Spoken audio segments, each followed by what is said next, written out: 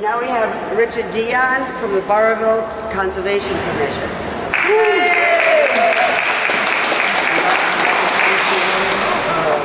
We can bring them over?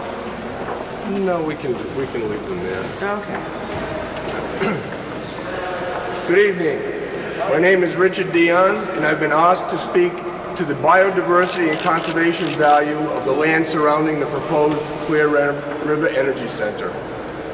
So one of the three responsibilities of the Energy Facility Siting Board, EFSB, is to determine if a power plant will cause unacceptable harm to the environment. Keep that term in mind and focus on these graphics that we have down here. In July of 2018, a press conference entitled "A Walk in the Woods, A Forest in Jeopardy" was held at Pulaski State Park in the northwest corner of the state on land that is contiguous to the site of this proposed power plant. Environmental and tourism groups from around the state were invited to attend and contribute statements.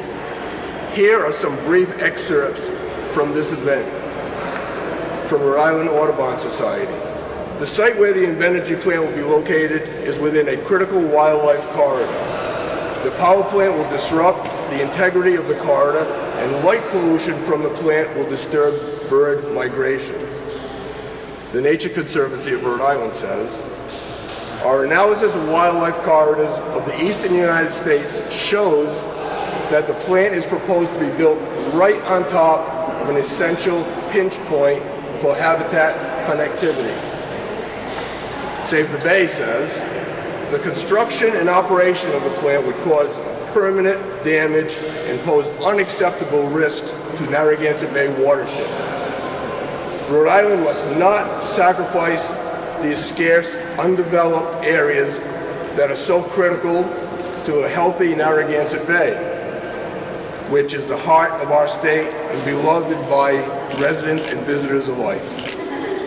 The Blackstone Valley Tourism Council says, "Burrillville is the place in Blackstone Valley where peace and tranquility can be found sitting on a rock next to a pond, walking down a wooded trail, or paddling across Wallen Lake. We need to protect this place.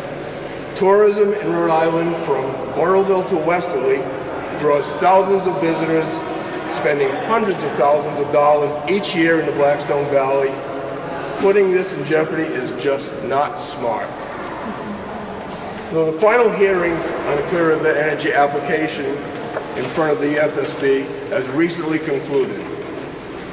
And the area of concern for most of the state's conservation-minded groups and individuals finally got attention. It's been lacking since this process began almost 4 years ago.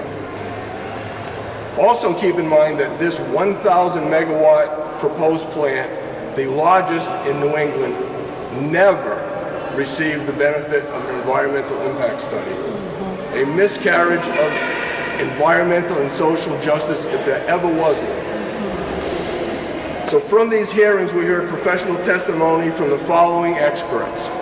Anthony Mbar, an ecological scientist, says, "I've rarely come across a site that has this many species of concern on it. As a site for a power plant is probably one of the worst uses I could think of. Any industrial or commercial use at this location would obliterate this habitat that is abominable in my opinion." Scott Cummings, Associate Director of the Nature Conservancy of Rhode Island, said, "This is the best example left of this kind of habitat between Boston and Washington, D.C.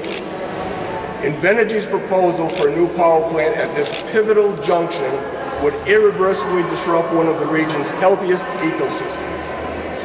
Building a power plant on this site selected by Invenergy would have a severe negative impact on what Rhode Island conservation community has long known is a regionally important habitat corridor, and in doing so cause unacceptable harm to the environment." And when EFSB Chairwoman Meg Curran asked as a final question if the energy power plant represented an unacceptable harm to the environment, Rhode Island's DEM Director, Deputy Director of Fish and Wildlife, Jay Osenkowski said, "I would view it as unacceptable harm because I believe that avoidance is an option. The detriment to the continuity of that habitat and the species that rely on the continuity, to me, is avoidable, and as a result, I think it's unacceptable." I certainly hope that those three individuals who are empowered with making a decision were listening. Thank you very much. We certainly object.